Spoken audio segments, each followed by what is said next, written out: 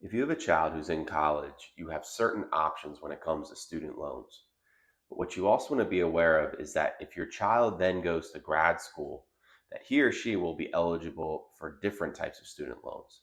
Today, we're going to cover the differences between undergrad student loans and graduate student loans and which ones you should give some serious consideration to.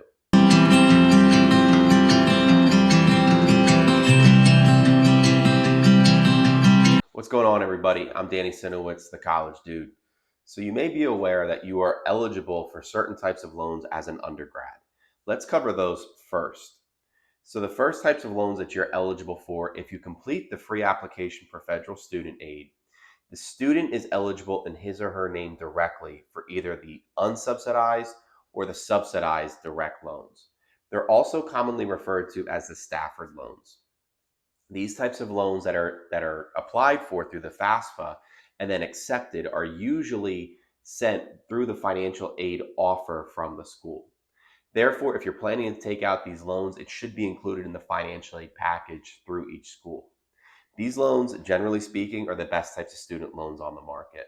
They are fixed interest. They are going to be about as low an interest that you're going to find. They have a very flexible repayment schedule, which we'll talk about in just a bit. And they also, again, like I mentioned, are going to be in the student's name only. As a result, if you need to take out student loans, it's usually best to start with these types of loans. In my opinion, the only downside to these loans is that they don't offer enough. So the first year, in year one, you're eligible for $5,500 in either a subsidized or an unsubsidized student loan. In year two, you're eligible for $6,500, and then in years 3 and 4, you're eligible for $7,500 each. As a result, it's not likely that that amount will fully cover for every single family the gap that remains. So if you do have a gap beyond just that federal student loan debt that you're able to take out in the student's name only, it's worth looking at some of the other options that are out there. The two main options, and they're a very high level, that are also available to students are either Parent Plus loans or they're going to be private loans. When I say they're available to students, I should be specific to say that they're available to families because Parent Plus loans are taken out in the parent's name only. Much like the direct loans, they're offered to the Department of Education. These loans can be applied for, and there are certain criteria which you need to meet. We've done a number of videos on Parent Plus loans, so I'm going to link to some of those that you can take a look at if you need a background in terms of understanding how they work. In terms of talking through private loans, these loans would typically can be taken out either in the parent's name or the student's name. For the majority of loans that are taken out in the student's name, they're going to need to be co-signed by a parent. Most students who go directly from high school to college don't have much of a credit history, therefore are not able to take out these loans in their name only. So as a result, if you take out these loans, you're going to need a co-signer who hopefully will have good credit to be able to take out the amount needed for that student loan and do so at a competitive APR. Plus loans and private loans both carry some disadvantages. For the year 2023 to 2024, federal plus loans, Parent Plus loans specifically, are going to have an 8.05% interest rate attached to them. They also have an origination fee just under 4.3%, which means that any amount that you take out immediately is going to have tacked on and that origination fee of 4.228%. As a result, these loans can be a little bit higher interest than what your general loans would be willing to offer. So you do need to make sure that you make that this plan and this type of loan is right for you if you want to go down this path. One of the positives, though, is that you can go up to the full cost of attendance. So if there is a gap that you need to cover, you're eligible for the full amount, assuming that you do pass and you're able to get a Parent Plus loan. Something else that they do offer is they can offer public service loan forgiveness through Parent Plus loans.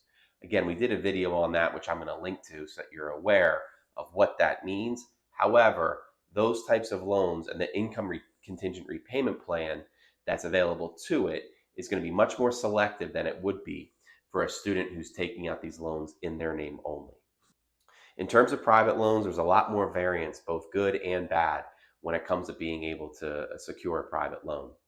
One of the positives of a private loan is that if you have good credit or a co-signer who has good credit, and there are other factors such as good debt to income ratio, you may be able then to get a very competitive annual percentage rate in APR, which is able to then decrease the amount of financing that you're going to have to pay over time. If you're able to lower that interest rate, that can be very, very beneficial for you in terms of graduating. However, this interest will typically accrue right away, and the payment plans within private loans generally are anywhere from 5 to 15 years. There could be some forgiveness options through states. However, there's no federal forgiveness program when it comes to private loans. Once a student enters grad school, the dynamics change a little bit. So a student is eligible if they're in grad school and they're no longer considered a dependent student. They're eligible for an unsubsidized loan of up to $20,500 per year. Again, that's usually the best type of debt that you can take on because the interest, relatively speaking, is going to be lower. However, it does also mean it's solely in the student's name and it doesn't require a cosigner or a parent borrower attached to it. Beyond that, though, some med schools, law schools, grad schools are going to be more than just that $20,500. So students will need to fill a gap with something else. That's where there are also the same two options, private loans and federal loans, that are available. But again, those dynamics change quite a bit. Typically, the federal loans are the way to go. And they're known as grad plus loans, not parent plus loans, but grad plus loans. These grad loans also will have that origination fee attached to them, usually a higher interest rate. But these grad loans can be taken out solely in the student's name, therefore allowing him or her to be able to get through grad school with loans solely in his or her name, not in the parent's name, which could then be affecting retirement down the road.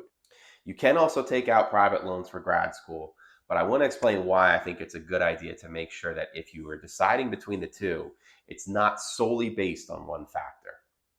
You can sometimes get a better interest rate with a private loan versus a public loan. However, what you also need to keep in mind is that loans are a lot more than just an interest rate. With the new recent SAVE program that's been passed by the Department of Education and is now going to be enacted starting in July of 2024, the SAVE program allows for very, very beneficial repayment plans when it comes to grad students who have then taken out some type of federal loan.